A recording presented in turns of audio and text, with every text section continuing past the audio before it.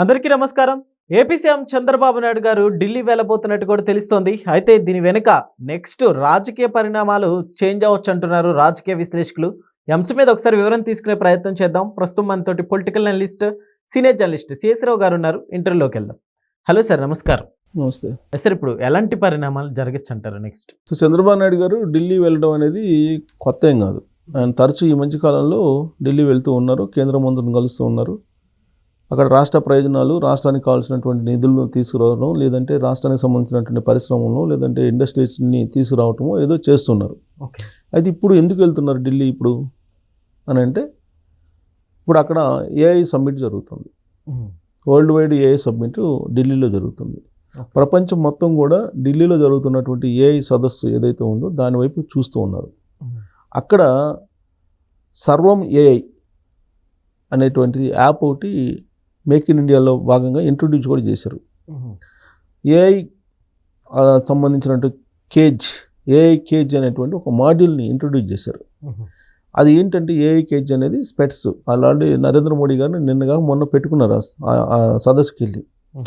అది ఆ స్పెట్స్ పెట్టుకుంటే ఇప్పుడు మనం ఏ క్వశ్చన్ అడిగితే ఆ క్వశ్చన్ ఆన్సర్ అది చెప్పేసిద్దండి. అంటే మనకి ఆ స్పెట్స్ పెట్టుకొని చదివితే, ఇంగ్లీష్ పేపర్ చదివితే మనకి తెలుగులో కావాలి అని అంటే తెలుగులో మనం చదువుకోవచ్చు. ఇంగ్లీష్ పేపరే కానీ ఆ స్పెట్స్ పెట్టుకొని చదివితే తెలుగులో చదువుకోవచ్చు. ఇలాంటి అద్భుతాలని చూపించేటువంటి ఏఐ డెవలప్ అయింది. ఈ ఏఐకి సంబంధించినటువంటి మాడ్యూల్ కానీ, ఏఐకి సంబంధించినటువంటి టూల్స్ కానీ ఇప్పుడు స్టార్టప్ కంపెనీలు తయారు చేస్తున్నాయి. ఈ ఆంథ్రోపిక్స్ అనేది వంటిది ఇప్పుడు ప్రపంచవ్యాప్తంగా పెద్ద చర్చనీయాంశంగా అయినటువంటి టూల్ అది. ఈ ఆంథ్రోపిక్స్కి ఇంకా ఢీకొనేలాగా ఇప్పుడు ఇది సర్వం ఏఐ అనేది డెవలప్ అవుతుంది.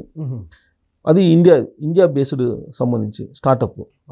సో ఇలాంటి సదస్సు అది.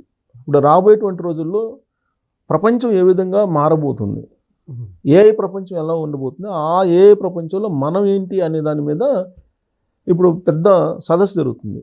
దానికి సుందర్ పిచ్చే లాంటి వాళ్ళు, వీళ్ళు ఐటీ దిగ్గజాలు, వీళ్ళందరూ పార్టిసిపేట్ చేశారు.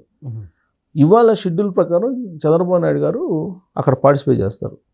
దాంట్లో పార్టిసిపేట్ చేయడానికి ఢిల్లీ వెళ్ళారు. టెక్ గురు.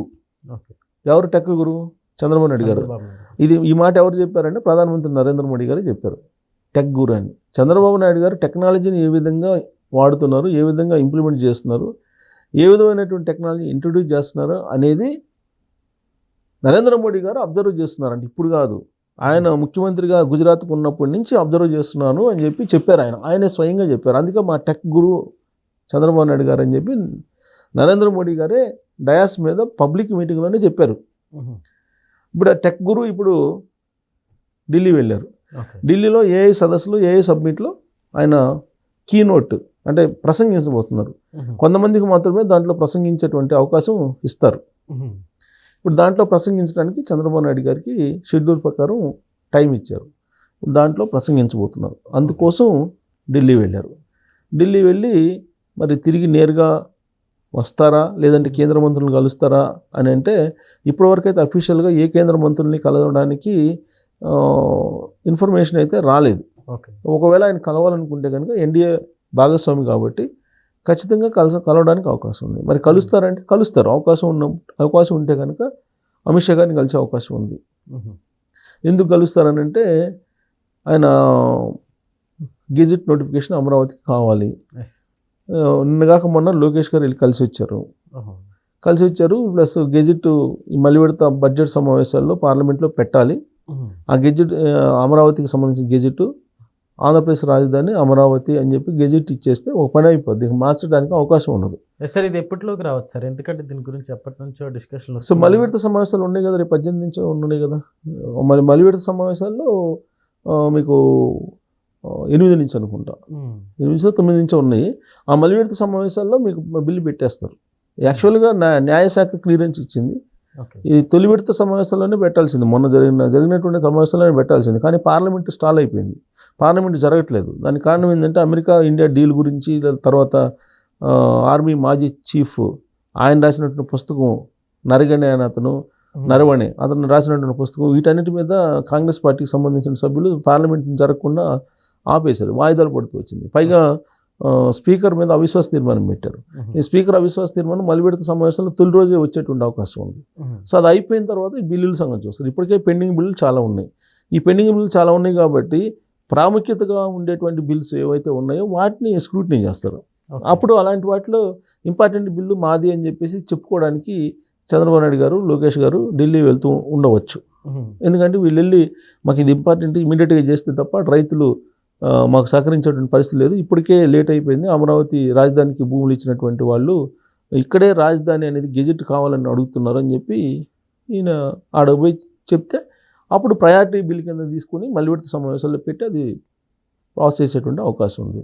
ఆ ప్రయత్నం చేయడానికి ఖచ్చితంగా వీలున్నప్పుడల్లా ఎలాగో ఢిల్లీ వెళ్ళారు కాబట్టి అవకాశం ఉంటే కనుక అమిత్ షా గారిని కలుస్తారు. దాంతోపాటు అశ్విని వైష్ణవ్ని కలుస్తారు కేంద్ర మంత్రి. ఎందుకంటే ఐటీ శాఖకు సంబంధించినటువంటి, ఎందుకంటే ఈ మధ్యకాలంలో పెట్టుబడులు వస్తున్నాయి. ఇప్పుడు మైక్రోసాఫ్ట్ది ఇంతవరకు ఎక్కడ అది ఒక పెద్ద ఒప్పందం కుదుర్చుకున్నారు, 1,60,000 కోట్ల రూపాయలకు సంబంధించినటువంటి ఒప్పందం అది. సో అది ఎక్కడ వస్తుంది అనేది చూస్తున్నారు అందరూ. ఇప్పుడు అలాగే విమానానికి సంబంధించి స్పేస్కి సంబంధించినటువంటి కొన్ని కంపెనీలు రాబోతున్నాయి. వీటిని వీళ్ళనంత వరకు ఆంధ్రప్రదేశ్కి తీసుకురావడానికి ప్రయత్నం చేస్తూ ఉన్నారు. ఇప్పుడు టెక్నాలజీకి సంబంధించినటువంటి మైక్రోసాఫ్ట్ 1,60,000 కోట్లు అది కనుక తీసుకురాగలిగితే ఆంధ్రప్రదేశ్కి ఇంకొక అచీవ్మెంట్ అవుతుంది. ఇప్పుడు గూగుల్ ఎలాగో ఏఐ డేటా సెంటర్ వచ్చింది విశాఖపట్నంలో, దానికి సంబంధించి ఆల్రెడీ చుందర పిచ్చే మాట్లాడారు. సో అలాగే మీ ఇన్ఫోసిస్కు మైక్రోసాఫ్ట్ కూడా వచ్చిందనుకోండి, వచ్చినప్పుడు ఆటోమేటిక్గా ఆంధ్రప్రదేశ్కి ఏదైతే అనుకుంటున్నారో ఐటీకి సంబంధించినటువంటి డెవలప్మెంట్ అదంతా కూడా కనిపించే అవకాశం ఉంది. ఎకో సిస్టమ్ అనేది మారిపోయే అవకాశం ఉంది. ఇప్పుడు ఏ సబ్మిట్లో చంద్రబాబు నాయుడు గారు వెళ్తున్నారు కదా, ఈ సబ్మిట్కి వెళ్ళినప్పుడు ఖచ్చితంగా స్టార్టప్ కంపెనీలు ఆయన ఎంకరేజ్ చేస్తారు. స్టార్టప్ కంపెనీని ఎంకరేజ్ చేయడంతో పాటు ఈజ్ ఆఫ్ డూయింగ్ బిజినెస్ కాదు, speed of doing business policy మా దగ్గర ఉంది, మీరు రండి అని చెప్పి ఆహ్వానించడానికి అవకాశం ఉంది. సో వాళ్ళని ఆహ్వానిస్తారు. ఇప్పుడు ఢిల్లీలో వెళ్ళి ఆహ్వానించడంతో పాటు కేంద్ర ప్రభుత్వం యొక్క సహకారం తీసుకొని వీళ్ళని ఎక్కువ కంపెనీలను ఆంధ్రప్రదేశ్కి తీసుకురావడానికి ప్రయత్నం చేస్తారు. ఈ సబ్మిట్కి మిగతా సీఎంలు కూడా వెళ్ళటం జరుగుతుందా సార్? వెళ్తారు, అన్ని రాష్ట్రాల సీఎంలు. ఎవరికి అందరికీ రాకపోవచ్చు, కొంతమందికి ఇప్పుడు టెక్నాలజీకి సంబంధించి ఎవరైతే ఇంట్రెస్ట్గా ఉంటారో వాళ్ళకి ఇన్విటేషన్ చేస్తారు. టెక్నాలజీకి సంబంధించి మాట్లాడుకోవాల్సిన పరిస్థితి వస్తే కనుక మొట్టమొదట వినిపించే పేరు ఏది? చంద్రబాబు నాయుడు గారిది. ఇది ఎవరో చెప్పలా, నరేంద్ర మోడీ గారు చెప్పారు. అలాగే నిన్నగా మొన్న ఆంధ్రప్రదేశ్కి వచ్చినటువంటి బిల్ గేట్స్ గారు కూడా చెప్పారు. ప్రపంచం మొత్తం మీద టెక్నాలజీలో బాగా ఇంట్రెస్ట్గా ఉన్నట్టు పొలిటికల్ ఎవరున్నారంటే సింగపూర్ ప్రధానమంత్రి, తర్వాత చంద్రబాబు నాయుడు గారు అని చెప్పారు ఆయన. వీళ్ళిద్దరు పొలిటీషియన్స్కే టెక్నాలజీ మీద అవగాహన ఉంది, అడ్వాన్స్డ్ టెక్నాలజీని ఆహ్వానిస్తారు అని చెప్పి ఆయనే చెప్పారు కదా. సో కాబట్టి చంద్రబాబు నాయుడు గారికి అక్కడ మాట్లాడే అవకాశం వచ్చింది కాబట్టి మిగతా సీఎంలు అందరికీ వస్తుందని చెప్పి మనం అనుకోలేం. సో చంద్రబాబు నాయుడు గారికి అవకాశం వచ్చింది. బహుశా ఏ సీఎం ఇంకా మనకి గత 2-3 రోజుల నుంచి ఏం కనపడాల, రేపు క్లోజ్ అయిపోతుంది సదస్సు. బహుశా చంద్రబాబు నాయుడు గారికి ప్రత్యేకంగా ఆహ్వానం ఉన్నట్టు అనిపిస్తుంది. మరి ఇంకా ఇచ్చినా ఇస్తారు, మిగతా వాళ్ళు కూడా ఇస్తారు. ఒకవేళ టెక్నాలజీ పైన ఇంట్రెస్ట్ ఉండి ఆ రాష్ట్రాలు కనుక టెక్నాలజీని ప్రమోట్ చేయాలనుకుంటే, ఇప్పుడు ఏఐని ప్రమోట్ చేయాలని చెప్పి ఎవరు గత 5-6 నెలల నుంచి బాగా తపస్సు పడుతుంది? చంద్రబాబు నాయుడు గారు కదా. 5-6 నెలల నుంచి, ఇప్పుడు 2024లో ఆయన ప్రమాణ స్వీకారం చేసినప్పటి నుంచి ఏఐ గురించి మాట్లాడుతున్నారు కదా. సో కాబట్టి చంద్రబాబు నాయుడు గారికి ప్రాధాన్యత ఉంటుంది. ఇప్పుడు ఏఐ సదస్సు అక్కడ జరుగుతుంది. ప్రపంచం నెక్స్ట్ లెవెల్ ఏఐలోకి ఎంటర్ అవుతుంది. ప్రపంచం ఎంటర్ కాబోతుంది. ఏఐ అనేటువంటి ఒక ప్రపంచంలోకి మనం ఎంటర్ కాబోతున్నాం. దాంట్లో అసలు మనం ఏంటి, మన స్థానం ఏంటి అనేది తెలుసుకునేటువంటి పరిస్థితులు ఇవాళ. సో కాబట్టి ఏఐని ప్రమోట్ చేసి ఏఐ డేటా అవసరం అని చెప్పి తీసుకొచ్చింది చంద్రబాబు నాయుడు గారు. క్వాంటమ్ కంప్యూటర్స్ తీసుకొస్తుంది చంద్రబాబు నాయుడు గారు. కాబట్టి చంద్రబాబు నాయుడు గారితో అక్కడ కీ నోట్ ఇప్పిస్తున్నారంటే టెక్నాలజీ మీద ఆయనకి అవగాహన ఉంది కాబట్టి. సో అలా అని చెప్పి మిగతా వాళ్ళందరికీ అవకాశం రమ్మంటే రాదు, ఎక్కడి నుంచి వస్తుంది? పొలిటీషియన్స్కి రాదు. సో ఇప్పుడు ఇది స్టార్టప్ కంపెనీలు ఆహ్వానించడానికి పనికి వస్తుంది ఈ సదస్సు. అలాగే కేంద్ర మంత్రులు అయితే బహుశా అఫీషియల్ అపాయింట్మెంట్స్ అయితే లేవు, కానీ మామూలుగా ఆయన ఎన్డీఏలో భాగస్వామి కాబట్టి అవసరం ఉన్నట్టు కేంద్ర మంత్రుల్ని కలిసి రాష్ట్ర ప్రయోజనాలకు ఖచ్చితంగా ఆయన ప్రతి క్షణం కూడా అందుకోసం ఆలోచిస్తారు కాబట్టి ప్రయత్నం అయితే చేస్తారు ఢిల్లీలో.